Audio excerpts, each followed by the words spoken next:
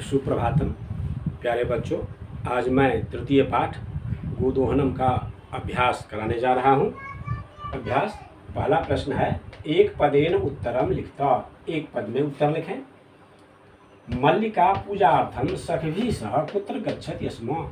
मल्लिका पूजा के लिए सखियों के साथ कहाँ गई थी? वह काशी विश्वनाथ मंदिर गई थी, तो उत्तर होगा काशी विश्वनाथ मंदिरम। ख उमायाः पितामहेन कति सेटकमितं दुग्धम अपेक्षते स्म। उमा के पितामह अर्थात दादाजी कितने सेर दूध की अपेक्षा करते थे? इसका उत्तर होगा 63 सेटकमितं, 300 सेर। उन्हें 300 सेर दूध चाहिए था। ग कुंभकारः घटान किमर्थम रचयति। कुंभकारः यानी कुम्हार घटान घरों को किमर्थम रचयति क्यों बनाता है? इसका उत्तर होगा जीविका हेतु, जीविका के लिए। और फिर एक पद यह भी आया है कि विक्रयणाय, बेचने के लिए। तो दोनों उत्तर में से कोई उपयुक्त उत्तर ही होगा। कानि चंदनस्य जिह्वालोलुप्तां वर्धन्ति स्म। क्या चंदन की जीभ की लोलुपता यानी लालच बढ़ाते थे? क्या चंदन की जीभ की लोलुपता बढ़ाते थे? तो इसका उत्तर होगा मोदकान। मोदक को देखकर ही उसे जीभ की लोलुपता बढ़ गई, तो मोदकान अर्थात लड्डू। नंदिन्याः पादप्रहारैः कः रक्तरंजितः अभवत्। नंदिनी के पैरों के प्रहार से कौन रक्त रंजित हो गया यानी खून से सन गया? तो नंदिनी के पैर के प्रहार से चंदन रक्त रंजित हो गया। इसका उत्तर होगा चंदनः। दूसरा प्रश्न है, पूर्ण वाक्य उत्तरम लिखता। पूर्ण वाक्य में उत्तर लिखें। इसका क है, मल्लिका चंदनश्च मास पर्यंतम धेनोः कथम अपूर्ताम। मल्लिका और चंदन महीने भर धेनु को किस प्रकार करते थे यानी किस तरह उसकी सेवा परिचर्या करते थे? मल्लिका चंदनश्च धेनोः सेवायां ताम घासादिकं गुडादिकं च भोजयतः विषाणयोः तैलं लेपयतः तिलकं धारयतः रात्रौ नीराजनेन चापि तोषयतः। मल्लिका और चंदन गाय की सेवा में उसे घास आदि और गुड़ आदि खिलाते थे, सींगों में तेल लगाते थे, तिलक करते थे और रात में आरती भी करके संतुष्ट करते थे। कालः कस्य रसम पिबति। काल किसका रस पीता है? कालः क्षिप्रम अक्रियमाणस्य आदानस्य प्रदानस्य कर्तव्यस्य च कर्मणः रसम पिबति। काल शीघ्र नहीं किए गए लेन देन और कर्तव्य कर्म का रस पीता है। तो घट मूल्यार्थम यदा मल्लिका स्वाभूषणम दातुं प्रयतते तदा कुंभकारः किं वदति। घट घड़े के मूल्य के लिए जब मल्लिका अपना आभूषण देने के लिए प्रयास करती है, तब कुंभकार अर्थात कुम्हार क्या कहता है? कुंभकारः पुत्र के नाहम पाप कर्म करोमि कथमपि नेच्छामि त्वाम आभूषण विहीनां कर्तुं नयतु यथाभिलषितान् घटान् दुग्धम विक्रिय एव घट मूल्यम दधातु इति वदति।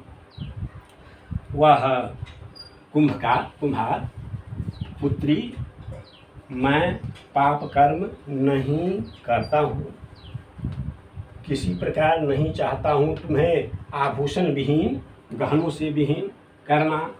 ले जाओ यथाभिलषितान् घरान, उन्हें अपनी अभिलाषा के अनुसार घर। दुग्धम विक्रिय एव दूध बेचकर ही घट मूल्यम ददातु घरे का मूल्य दो, यह कहता है। मल्लिकया किम दृष्ट्वा धेनोः ताडनस्य वास्तविकं कारणं ज्ञातम्।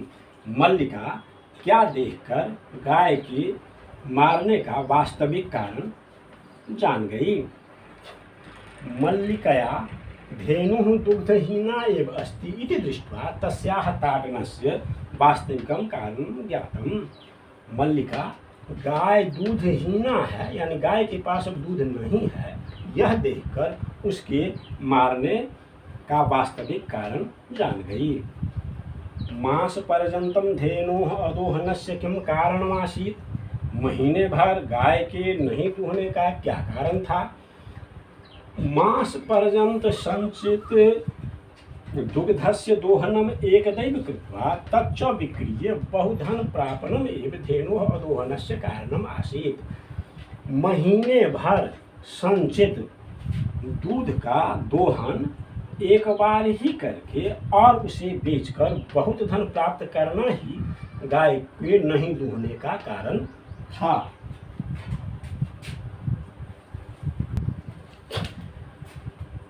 तीसरा प्रश्न, रेखांकित पदानि आधृत्य प्रश्न निर्माणम कुरुत। रेखांकित पद के आधार पर प्रश्न निर्माण करें।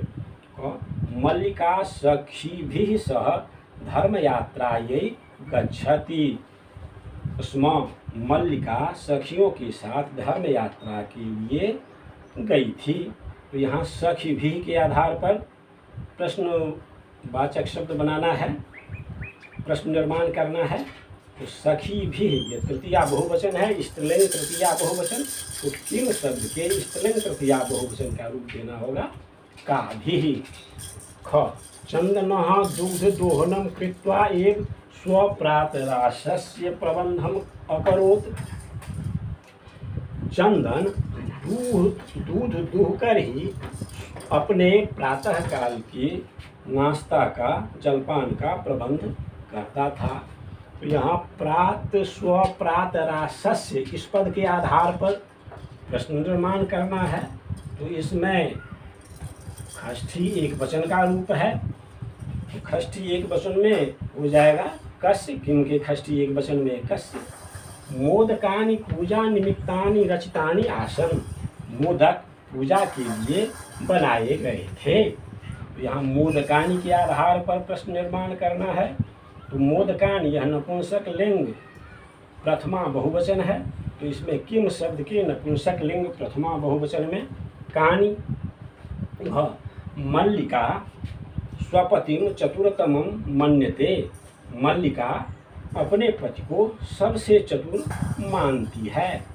अब चतुरतमम यह विशेषण है। तो विशेषण में कीदृश शब्द का प्रयोग किया जाता है और यह अब स्वपतिम पति के विशेषण के रूप में आया है। तो पति पुल्लिंग है तो इसके भी पुल्लिंग का रूप लगेगा। और द्वितीया है, द्वितीया का यानी कीदृश शब्द के पुल्लिंग द्वितीया एक वचन का रूप कीदृशम। कीदृशः कीदृशो कीदृशाः कीदृशम ऐसा रूप होता है। नंदिनी पादाभ्याम ताडयित्वा चंदनम रक्त रंजितम करोति। नंदिनी पैरों से मारकर चंदन को रक्त रंजित करती है। यहाँ नंदिनी के आधार पर बनाना है। नंदिनी यह स्त्रीलिंग है, गाय स्त्रीलिंग है और यह प्रथमा एक वचन है। तो किम शब्द के स्त्रीलिंग प्रथमा एक वचन का रूप का होगा। का हुआ। चौथा प्रश्न, मंजूषायाः सहायतया भावार्थे रिक्त स्थानानि पूरयत। मंजूषा की सहायता से भावार्थ जो नीचे दिया गया है उसमें रिक्त स्थान को भरे। मंजूषा है गृह व्यवस्थायै उत्पादयेत समर्थकः धर्मयात्रायाः मंगलकामनां कल्याणकारिणः। और आगे भावार्थ दिया हुआ है, यदा चंदनः स्वपत्न्या काशी विश्वनाथ मंदिरं प्रति धर्मयात्रायाः विषये जानाति। यह धर्मयात्रायाः आ जाएगा यहाँ पर।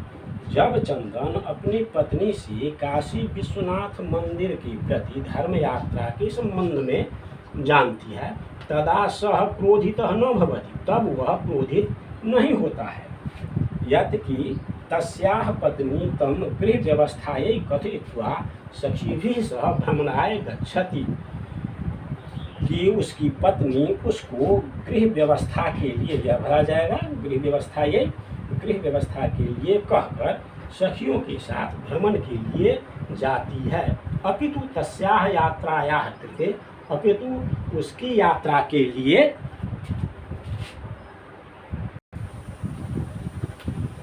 मंगल कामनाम कुर्वन् कथयति यत् तव मार्गाः शिवाः अर्थात कल्याणकारिणः भवन्ति। मंगल कामना करते हुए कहता है कि तुम्हारा मार्ग कल्याण शिव हो अर्थात कल्याणकारी हो। मार्गे काचिदपि बाधा तब कृते समस्याम न उत्पादयेत्। रास्ते में कोई बाधा तुम्हारे लिए समस्या न उत्पन्न करे।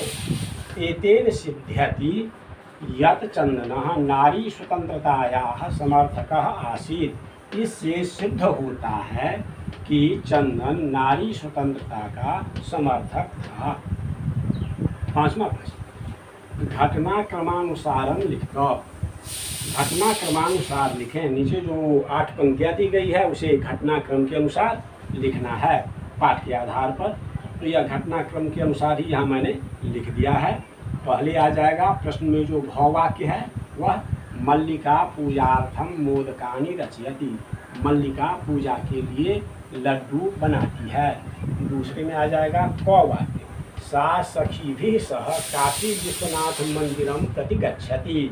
वह सखियों के साथ काशी विश्वनाथ मंदिर के प्रति जाती है।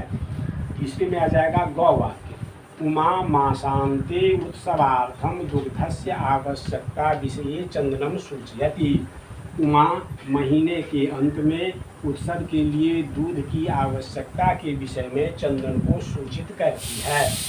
चौथे स्थान पर आएगा जाएगा जौवाक्य, चंदनस्य पत्नी तीर्थयात्रां समाप्य गृहं प्रत्यागच्छति।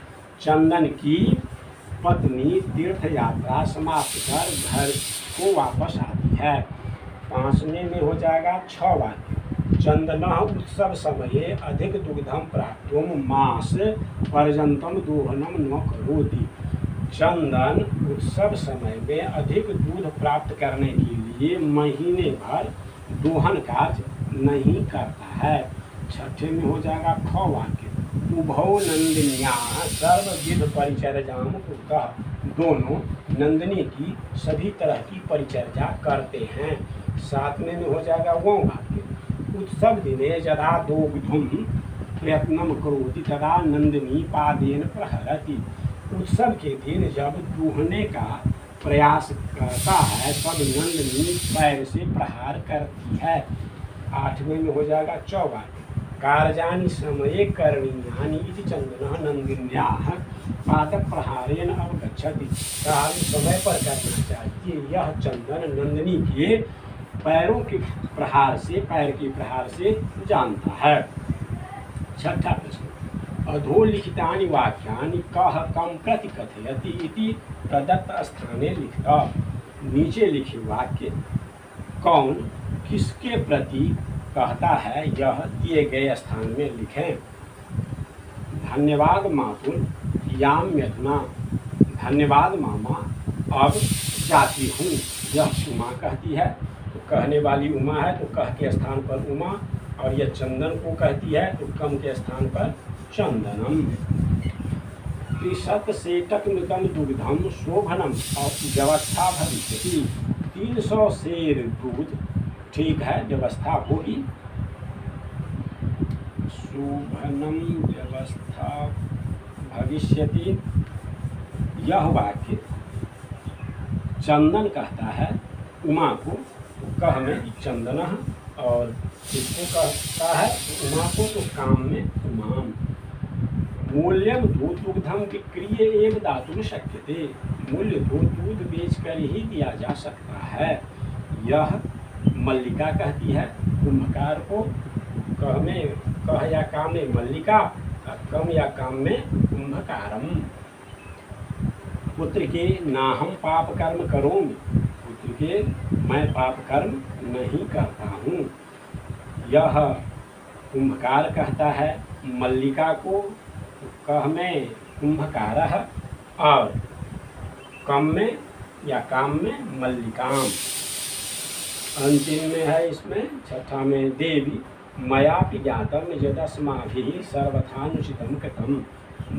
देवी मैंने भी जाना कि हम लोगों ने सभी तरह से अनुचित कार्य किया। यह चंदन कहता है मल्लिका को, कह या काम में चंदनः, कम या काम में मल्लिकाम।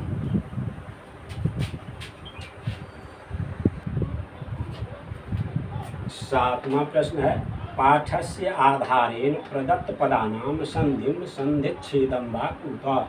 पाठ के आधार पर दिए पदों की संधि या संधि विच्छेद करें। शिवास्ते, इसका हो जाएगा शिवाह जोड़ते। यहाँ विसर्ग के बाद तो रहने पर विसर्ग का स हो जाता है। ये विसर्ग का स हुआ, यह हलंत होता है तो स तो संयुक्त हुआ। शिवास्ते शिवाह जोड़ते। मनः जोड़ हरह, यहाँ उत्तर शब्द के अनुसार यह उ होकर उ हो जाता है मनोहरः। सप्ताह अंते, सप्ताह जोड़ अंते, सप्ताह के अंत में अ और यह अंते के प्रारंभ में अ, यह अ मिलकर दीर्घ संधि के अनुसार आ हो जाता है सप्ताह अंते। नेच्छामि, नौ जोड़ इच्छामि, यहाँ अ और आगे ई है तो अ ई मिलकर गुण संधि के अनुसार यह ए हो जाता है तो नेच्छामि हो गया। नेच्छामि का नौ जोड़ इच्छामि। अत्युत्तम, अति जोड़ उत्तम, अति के अंत में ई है और आगे उ है तो यहाँ ई के बाद जो भिन्न वर्ण उ रहने पर या कोई भिन्न वर्ण रहता है तो ई का य हो जाता है यन संधि के नियमानुसार। तो इसमें ई का य हो गया तो य हो जाएगा संयुक्त और इसमें उ मात्रा लग जाएगी तो उ हो गया अत्युत्तम, अति जोड़ उत्तम। इसी का अ है पाठाधारेण अधोलिखित पदानाम प्रकृति प्रत्ययम च संयोज्य विभज्य वा लिखित।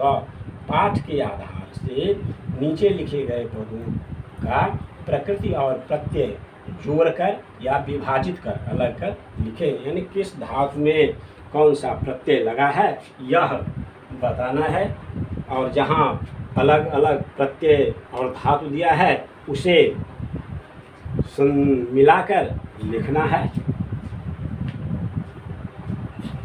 ध्यान दीजिए करणीयम, इसमें क्री धातु और अनियर प्रत्यय है। बी जोड़ क्री जोड़ लेप, इसमें बी उपसर्ग क्री धातु और लेप प्रत्यय है, इसको मिलाने से विक्रिय होता है। पठितम, इसमें पठ धातु और अक्त्वा प्रत्यय है। ताडय जोड़ अक्त्वा, यानी ताडय धातु में अक्त्वा प्रत्यय जोड़ने पर ताडयित्वा यह बनता है। दोग्धुम में प्रकृति प्रत्यय यह दुह धातु है और इसमें तुमुल प्रत्यय लगाया गया है। दोग्धुम दुह जोड़ तुमुल। इस प्रकार गोदोनम पाठ का अभ्यास कार्य पूर्ण होता है।